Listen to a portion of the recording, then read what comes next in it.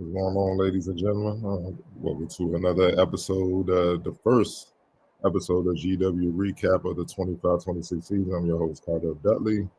And as you can see, George Washington pulled away in the second half to defeat Maine 67-47.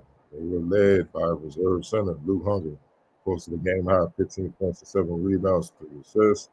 Christian Jones, 14 points and 4 rebounds. Tyrone Marshall, 13 points, 12 rebounds, all game high. Maine was led by TJ Biel, 13.7 rebounds, and Ace Flagg, yes, the brother of Cooper Flagg, the number one pick for the Dallas Mavericks, posted 10 points and 4 steals. Um, the first half was a back and forth affair. Neither team could really get a rhythm, so to speak. Each team was trying to, not only fill the other team out, but learn each other in real time and when it counts. You know what I mean? Obviously, you have exhibitions, but coaches are trying different lineups, different things, different sets to see what they can add, what they need to take away. They experiment with a lot of stuff. Now it's go time, so it's not experiment. You got to know what you're doing, and that's what you kind of got in the first half. GW, they didn't shoot well from the field. They were 12 of 32 for 37%, 0 for 13 from deep, 5 of 8 from the line. And to make matters worse, Rafael Castro picked up 3 fouls in the first half, which I believe limited him to 7 minutes. In the half, if I'm not mistaken. I could be wrong, but it wasn't a lot of time, obviously. Enter Luke Hunger. Luke Hunger, he came right in and provided a big boost for GW, and they needed it. Out of the 29 points that they scored, Luke scored 11 of them. Yeah, 11 points and 4 rebounds at the half. That tells you how not only efficient he was, but how much of a big spark that he gave them off the bench, man. He was big time. Crafty finishes. Rebounding, playing solid defense, and they need every bit of it because Castro was just played by foul trouble all throughout the night, and with the George Washington's offense kind of being stifled by a physical Maine team, especially in the backcourt. Their backcourt really gets after you.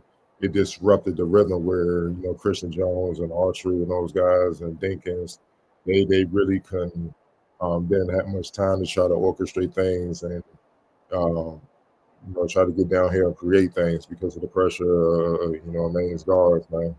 But, with that being said, in the first half, the GW held a 29-25 lead. Christian Jones added 6 points in the first half. Tyrone Marshall posted 4 points, 9 rebounds, 2 steals. 9 rebounds and a half is big time. Ace Flagg led Maine in the first half with 6 points and 2 rebounds. Makai Gray added 5 points, and like I said, TJ Biel had 4 points and 2 rebounds in the first half. Now the second half, it was all GW. They found a rhythm.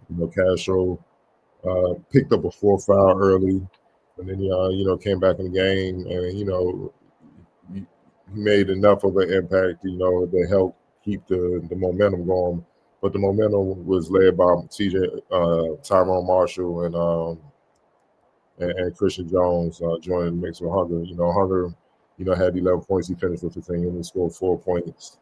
And pulled down 4 rebounds, in the second half. But his assists, he had the 3 assists in the second half. And then it was just a balanced attack after, Marshall and Jones kind of got it going. Then Autry joined the mix. He had 6 points. Boo Benjamin had 9 points on 4 of 6 shooting. Castro chipped in with 7 points. Dinkins had 3. He didn't shoot the ball well, but it was more of a balanced attack in the second half. And that's why you saw GW outscored them 38-22 in the second half. They shot 55%. GW did. in the second half. They didn't shoot well from deep. Again, they did 2 for 20 on the game. Something they got to clean up moving forward as they face more athletic, long, deeper teams. And when they were 6 to 9 from the line, they got to get that right. Close games, 11-17, ain't gonna do. You got to hit those free throws. But I like what the energy. But I like the energy that they brought. You know what I mean? With the ball movement and especially Tyrone Marshall. He was a man today. If there was a player of the game outside of Luke, it was definitely him. With the way he was scoring the ball and backdoor cuts and being physical defensively. He's extremely versatile in that regard. And also, grabbing the rebound, man. Look, I don't care what position you play. You pull down, you can be a footer. Grabbing 12 rebounds is big time. To do that as a wing, that speaks volumes, and they're gonna need him to continue to do that, man. They have a lot of depth, but they're gonna need to help Castro on the boards, man. It just gets, because he's gonna be targeted. They're gonna throw bodies at him and keep him off the boards because he's so athletic and long. He could disrupt the game by controlling the ball. So, even with Tyrone, even when he get the ball, he get the rebound. He's so versatile. He can bring the ball up, and that's just that you're gonna create mismatches, no matter how you put it, man. So, it was just a sight to see with those guys executing. Christian Jones, who's obviously one of the top guards in the A10, just controlled the game. He got accustomed to the physicality from Maine's guards. They were trying to be chippy, trying to irritate him, antagonize him. He just, first half it kind of disrupted him. Second half, he adapted, and he played a much better floor game. He controlled the game. He didn't have his usual typical assist numbers, but with that being said, he didn't turn the ball over at all. 27 minutes, he had 1 turnover, for 14 points, 6 of 12 from the field, 4 rebounds, 2 steals. He's one of the best thieves, in the A10. He's very crafty, got active hands, great instincts.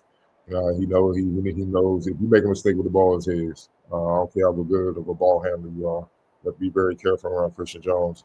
And that's why they're gonna need him to step up and continue to show that he is one of the top point guards in the A10. If he plays up to his caliber on both ends of the floor while controlling the game, GW has a chance to do a lot of damage this season. They really do, man. Boo Benjamin is another one to keep an eye on. 9 points, very efficient, can shoot the ball. He was 4-6 tonight. He could do similar things like Marshall.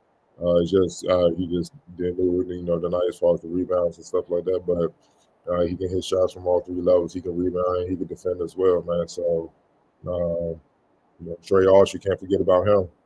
He 6 points. 1 shot off of 50%. He was 0 for 5 from deep, which was unusual for him. He's usually a pretty good 3-point shooter. But he made up for it with his defense and 7 rebounds. 6'3" guard and 7 rebounds. You can't beat that. That's huge, man. So, look, just all in all, overall, a solid performance from George Washington. You know what I mean? Overall, it's just a solid performance from George Washington. But there are things they got to clean up, man. You got to start better in the first half. You got to shoot better from deep. You got to make your free throws. While Christian, the guards, didn't really have a lot of turnovers. Hunger had 4, and Marshall had 3. So their front court got to shore that up. They had about 16 turnovers. And, luckily for them, Maine didn't score more off of those. He scored 9 points, but luckily for them, they didn't score more off of their turnovers. They got to clean that up against better teams. They're going to make them pay for those type of mistakes, man. George Washington, outside of that, and then, the inefficient shooting from deep in the free throw line, they were pretty good. They out-rebounded them 46-23. They had 16 second chance points off their rebounds. They outscored Maine 48-18 in the paint. I was, like I said, outside of the inefficient shooting, from long range and the free throws, and trying to keep the turnovers down, they flat out dominated Maine in those areas, and that's why they were able to win by 20, even with the shooting woes that they had, man. So imagine if they clean those things up and don't turn the ball over and they shoot more efficiently. Uh, this game is over early in the second half, if not by halftime, and the score is worse. And um, you know, younger guys on the team, guys that don't really get a lot of minutes, will be getting minutes. And I'm sure if you ask Caputo, he would rather have it that way. You know what I'm saying? That means the team handle business, man. But all in all, man, good solid win. Get to kick off the season. And bottom line is no one cares how you win. All that matters at the end of the day is if you win. And they won. So, good start. Back to the drawing board. And believe the next game is against South Florida this Saturday. Give me 1 second to double check and make sure that is the case. Um, Let me make sure that is the case before I get out of here.